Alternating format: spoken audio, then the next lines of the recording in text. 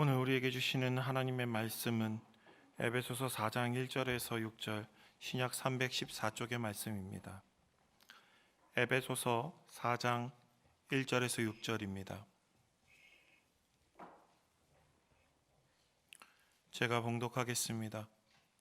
그러므로 주 안에서 갇힌 내가 너희를 권하노니 너희가 부르심을 받은 일에 합당하게 행하여 모든 겸손과 온유로 하고 오래 참음으로 사랑 가운데서 서로 용납하고 평안에 매는 줄로 성령이 하나 되게 하신 것을 힘써 지키라. 몸이 하나요 성령도 한 분이시니 이와 같이 너희가 부르심의 한 소망 안에서 부르심을 받았느니라. 주도 한 분이시요 믿음도 하나요 세례도 하나요 하나님도 한 분이시니 곧 만유의 아버지시라. 만유 위에 계시고 만유를 통일하시고 만유 가운데 계시도다. 아멘.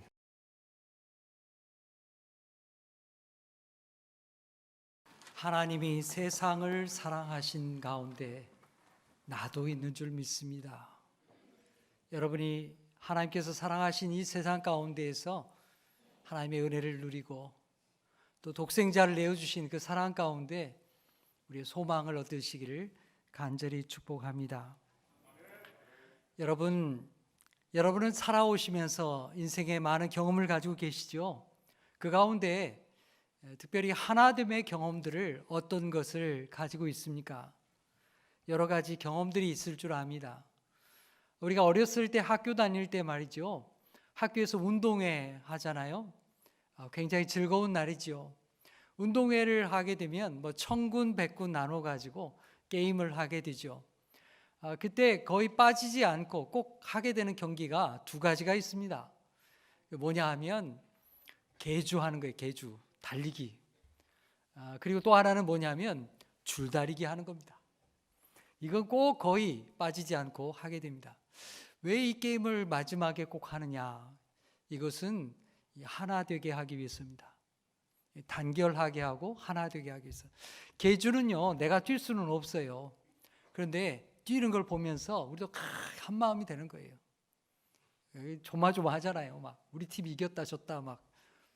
근데 이제 줄다리기는 나도 가는 거예요. 다 나오라 그러잖아요. 다 나오라. 1909 다 나오시오 해가지고는 줄 잡고 어떻게 합니까? 영차 힘을 다해서 당기고.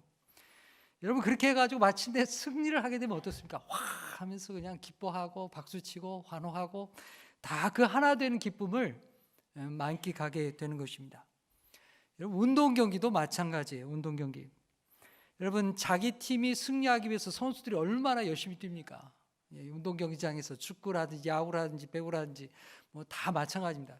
자기 팀이 승리하기 위해서 최선을 다해서 뛰는 겁니다. 근데 선수들만 그런 게 아닙니다. 그 팀을 응원하고 그 팀이 내 팀이다 생각하는 사람은요 거의 선수급으로 응원하는 사람들도 있어요. 집에서 보는 거는 별로 성이 안 차. 어떻게 합니까? 경기장에 가가지고 플래카드 들고 누구 이겨라, 선수 이겨라, 내가 선수하고 똑같은 거예요. 그래서 선수 못지않게 하나 되는 경험을 하는 것이 이 경기 가운데 있습니다. 오늘날 국가가 스포츠를 권장하고 물론 이게 국민의 건강을 위해서 필요한 일이죠. 그러나 국가 대표팀을 운영하는 데는 다 이유가 있습니다. 이 스포츠가 국민을 하나 되게 하는 큰 힘이 있기 때문에 그렇습니다. 이 국가의 깃발을 흔들 게 요즘엔 별로 없어요. 근데 이게 스포츠가 그런 힘을 발휘하는 겁니다. 그래서 국가가 대표팀을 운영하고 이게 관리하는 거죠. 여러분 우리 민족이 이 올림픽에 나가서 최초로 금메달 딴 일이 언제일까요? 네, 이거는요 1936년에 베를린 올림픽에 나가서 송기정 선수가 마라톤에서 금메달을 딴 사건이에요. 송기정 선수가 그때 마라톤에서 세계 신기록, 당시 세계 신기록을 세웠어요. 하지만 안타깝게도 그때 당시 우리나라는 일제의 지배 아래 있었기 때문에 분명히 우리 한국 사람이지만 우리나라를 내세울 수가 없었어요. 일본 자격으로 뛰었으니까요. 그래서 송기정 선수는 이 시상대에서 일본 국가가 울리는 걸 들어야 했어요. 얼마나 가슴이 아팠겠습니까? 얼마나 슬펐겠어요. 근데 그거는 송기정 선수만이 아니에요. 고국당에서 송기정 선수가 우승했다 이 소식을 들은 우리 백성들도 다 눈물을 흘렸어요. 하나가 되어서 이 민족이 정말 다시 국권을 회복해야 되겠다 다짐을 하게 되었던 것입니다. 여러분, 우리나라가 주권을 회복한 이후에 올림픽에서 금메달 딴 것은 언제일까요? 아마 다 기억하실 텐데요. 1976년에 몬트리올 올림픽 기억나시죠? 몬트리올 올림픽에서 양정모 선수가 레슬링에서 금메달을 땄어요. 아마 여러분들도 기억하시는 분 많을 겁니다. 그때 뭐 난리가 났어요. 양정모 선수가 레슬링 바람이 불었습니다. 여러분, 2000년대 들어와서 온 국민에게 엄청난 에너지를 가져다 준 그런 귀한 경기가 있죠. 2002년 월드컵입니다. 월드컵. 이 우리나라에서 일어난 이 월드컵, 이건 현대사에서, 우리나라 현대사에서 엄청난 사건이에요. 여러분, 온 국민이 축구를 통해 가지고 단합하고 한 가지가 되고 정말 좋은 시간을 갖게 되었습니다. 지금도 우리가 그러잖아요. 대한민국 그러면 옆에서 박수치고 환호하고 다 이게 얼마나 귀한 소중한 경험입니까?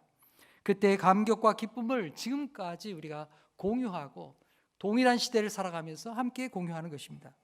여러분, 이런 경험을 통해서 우리가 하나 된다고 하는 것이 얼마나 소중하다는 것을 배우는 것입니다. 또 하나됨을 통해서 우리는 어떠한 역경도 극복할 수 있다고 하는 그런 에너지와 자신감을 얻게 되는 것이죠.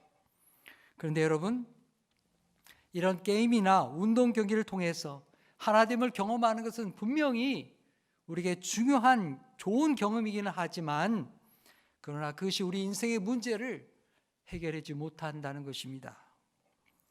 오늘 우리의 삶은, 또 우리의 가정은, 또 우리의 사회를 보십시오. 끊임없이 불화와 갈등 속에 살아가고 있다는 것입니다. 2021년에 정경련, 전국경제연합회죠. 정경련이 발표한 자료에 따르면 우리나라는 OECD 국가 중에서 갈등 지수가 최고로 높은 나라예요. 참 안타까운 일이죠. 이건 정경련 자료뿐만이 아닙니다. BBC에서 각 나라를 조사하고 연구기관에 의뢰해서 발표한 자료들도 동일한 데이터를 우리에게 주고 있습니다. 우리나라는 이 30여 개국 되는 이 국가들 중에서, 잘 산다고 하는 나라들 중에서 갈등 지수가 최고로 높은 나라예요. 어떤 갈등이 주로 된 갈등이냐?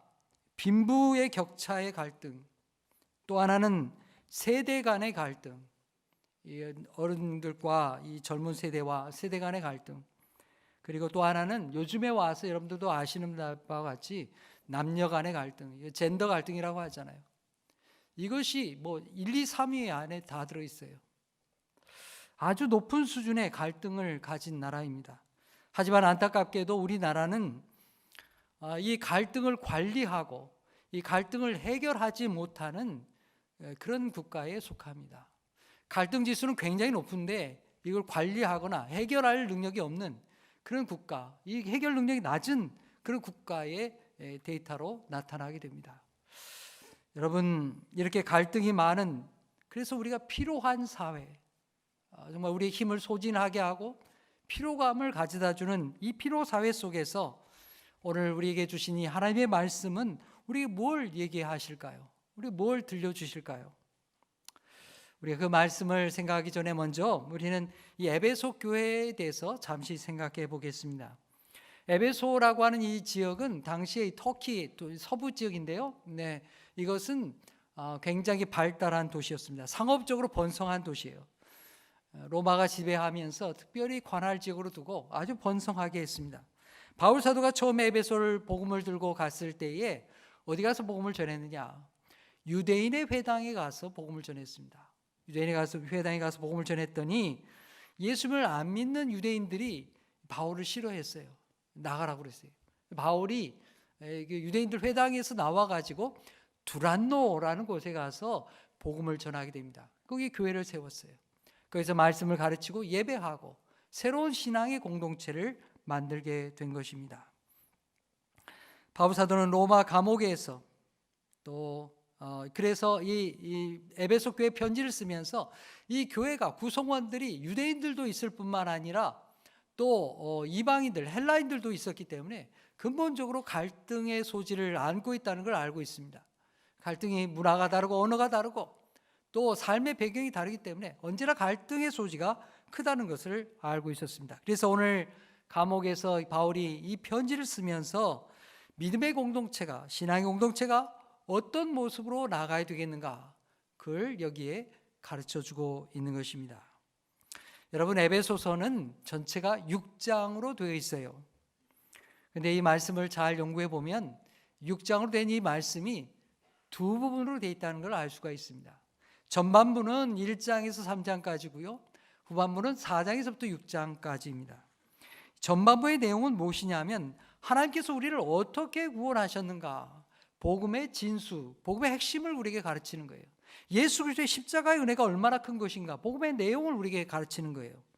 그리고 후반부의 4절에서부터 6절까지 내용은 에베소 교회 성도들이, 그리고 오늘 우리들이 이 믿음의 복음을 받은 우리들이 어떻게 신앙생활하며 살아야 될 것인가, 거기에 대한 실제 믿음의 실생활에 대해서 가르쳐주는 내용입니다.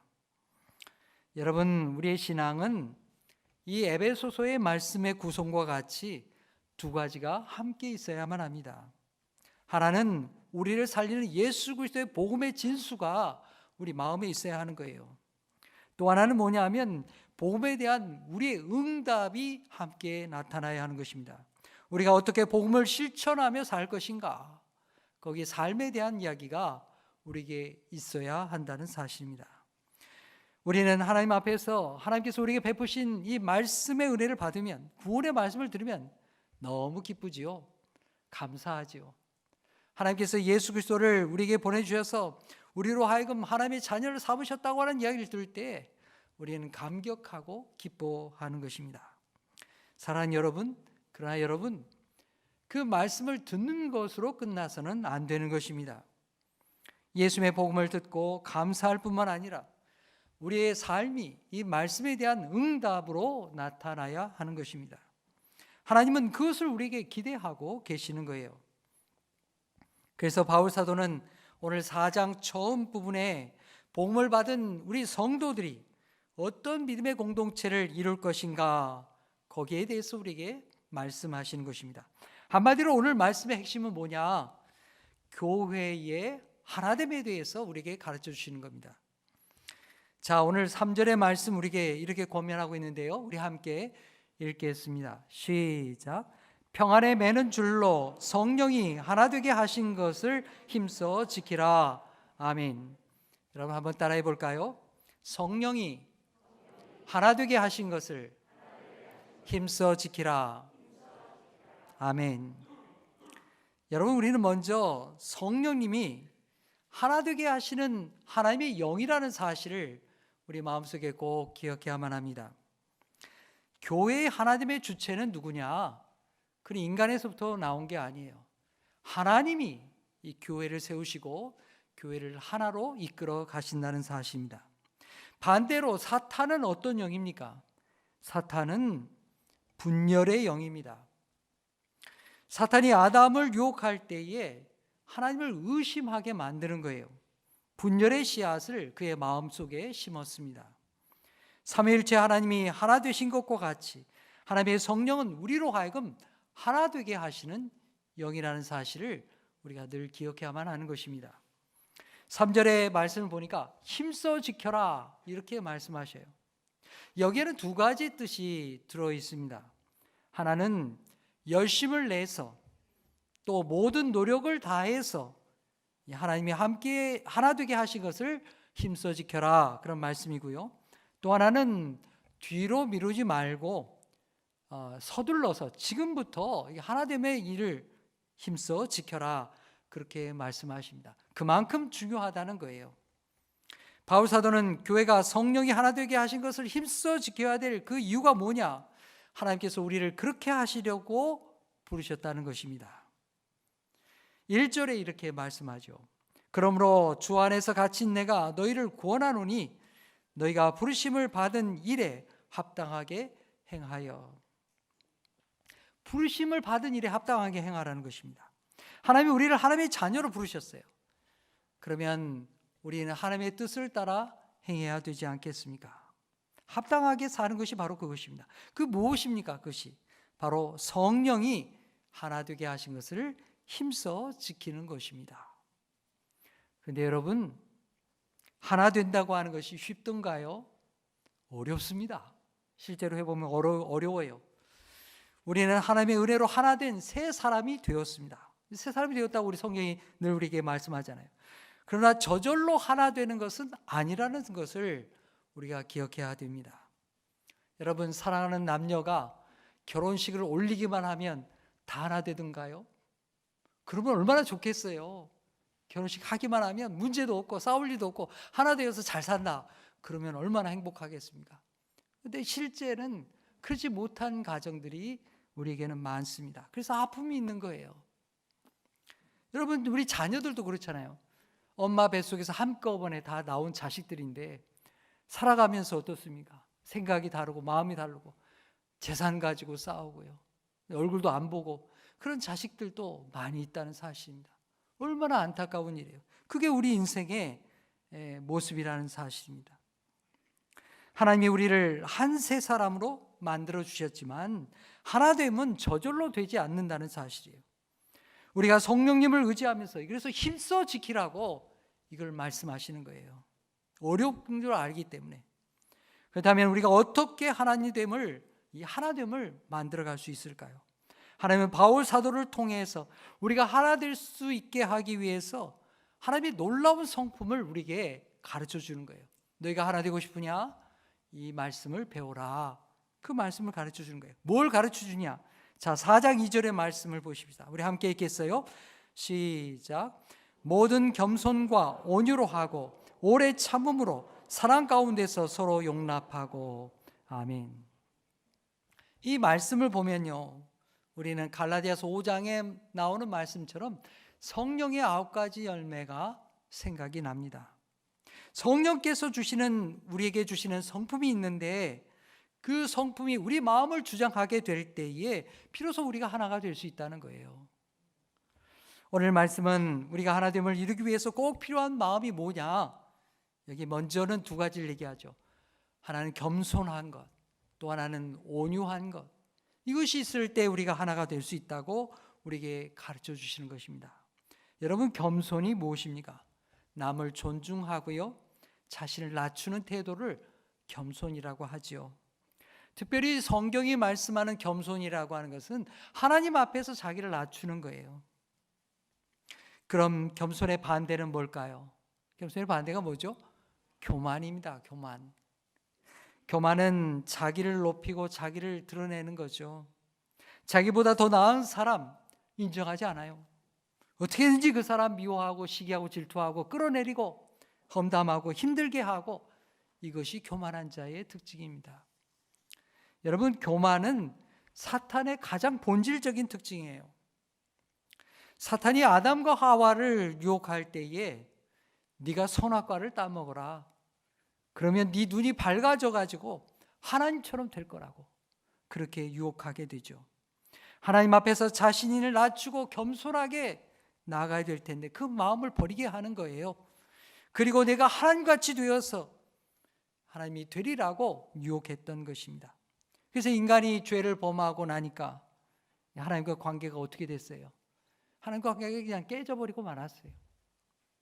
이 죄가 들어오니까, 하나님 앞에서 교만하게 되니까 하나님과의 관계가 그냥 부서져 버린 거예요. 사람도 마찬가지예요. 아담과 하와도 그 다음부터 어떻게 돼요? 너 탓이야. 네가 먹게 했지. 서로를 탓하면서 하나님이 금이 가고 파괴되어져 버리고 말았어요. 그러면 우리가 바라봐야 될 겸손의 대상은 누구이십니까? 겸손의 대상은 바로 예수 그리스도이십니다.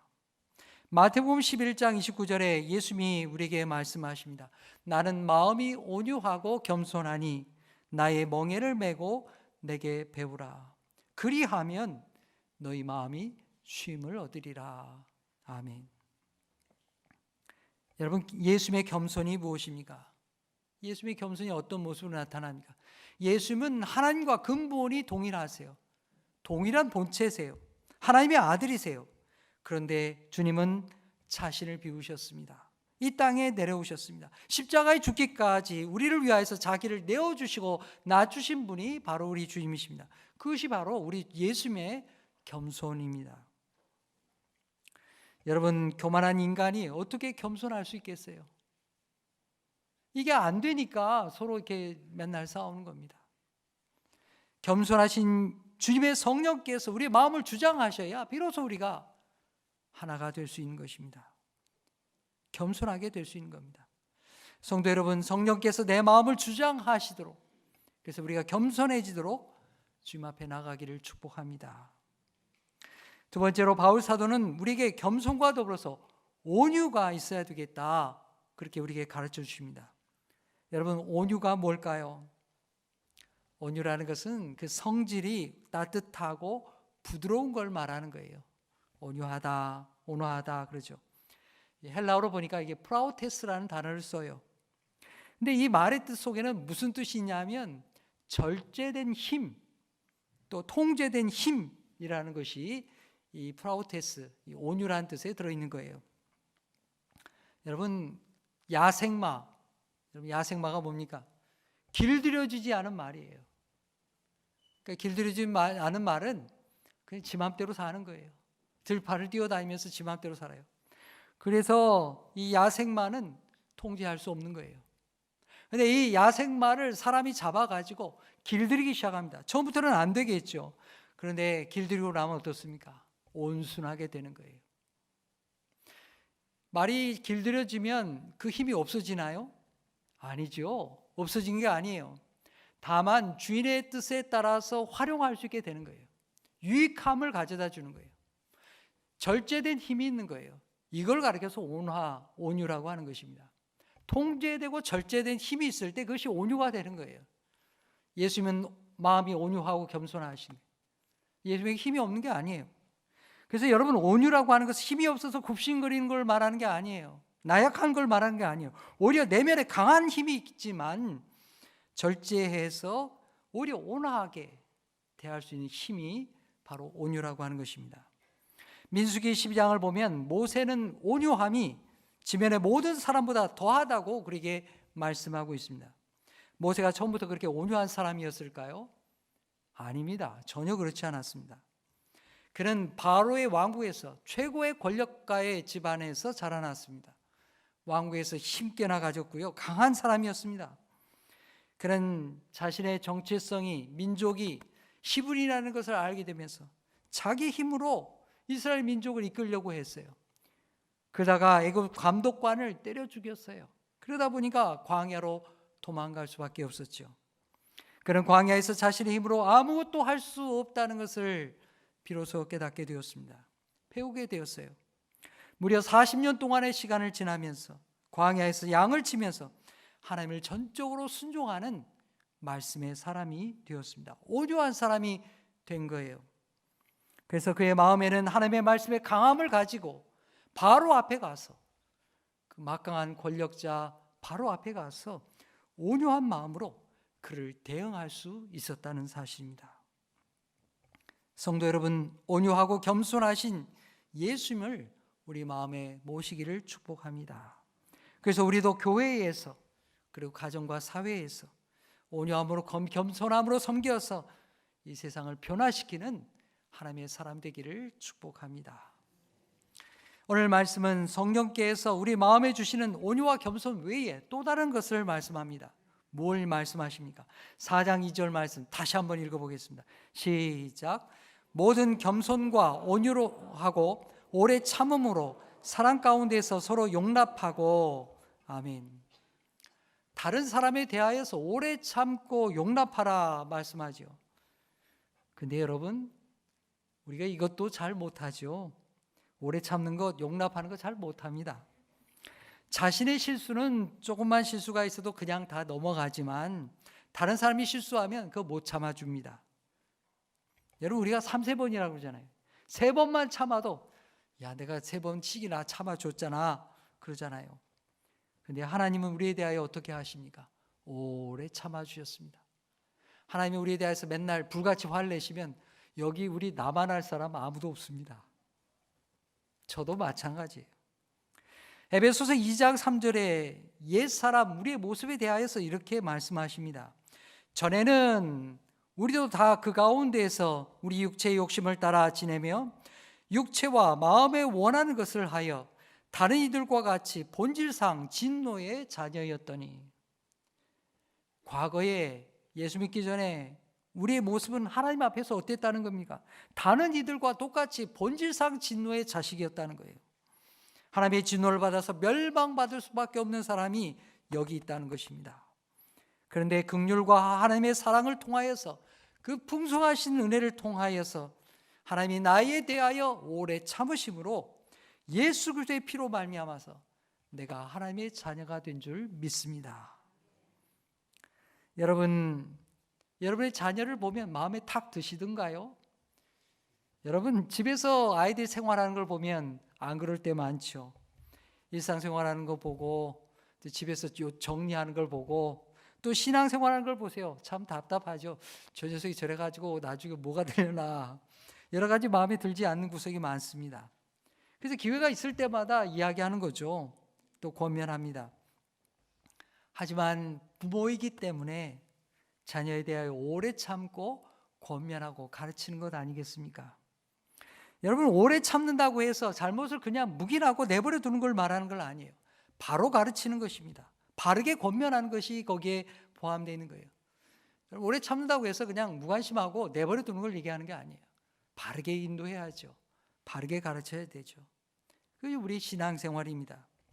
로마서 15장 5절에서 7절에 이렇게 말씀합니다. 우리 함께 읽겠습니다. 시작. 이제 인내와 위로의 하나님이 너희로 그리스도 예수를 본받아 서로 뜻이 같게 하여 주사 한 마음과 한 입으로 하나님 곧 우리 주 예수 그리스도의 아버지께 영광을 돌리게 하려 하노라. 그러므로 그리스도께서 우리를 받아 하나님께 영광을 돌리심과 같이 너희도 서로 받으라. 아멘. 말씀을 좀 길게 읽다 보니까 이게 뭔 말인가 그런 생각이 들죠. 네, 여기 말씀은 끝에 있습니다. 끝에 너희가 서로 받으라 그런 말이에요. 여러분, 예수님께서 하나님 아버지 앞에 어떻게 영광을 돌리셨다고 로마서에 말씀하시느냐 하면 우리를 있는 모습 그대로 받아주셨다는 거예요. 죄인 될 때 받아주셨다는 거예요. 부족한 우리를 받아주셨다는 거예요. 그래서 그것이 하나님 앞에서 영광이 되었다 그런 말씀입니다. 우리도 마찬가지예요. 우리가 다 부족함이 있죠. 그러나 서로 인내하면서 가르치면서 바른 길을 인도하면서 그 가운데 한 마음이 되어서 나아갈 때에 그걸 하나님이 기뻐하신다는 거예요. 그걸 영광으로 받으신다는 거예요. 여러분, 우리는 누구나 오래 참는 것 잘 못합니다. 그래서 우리가 성령 하나님께 기도해야 돼요. 하나님, 제게 오래 참는 것이 잘 부족합니다. 용납하는 마음도 없습니다. 주님, 제가 어쩌면 좋겠습니까? 저를 용서해 주시고 지금 저에게 새 마음을 주십시오. 주님과 같이 온유하고 겸손하셔서 우리 대하여 오래 참으신 그 마음을 우리가 배우게 하여 주옵소서. 우리가 실천하게 하여 주옵소서.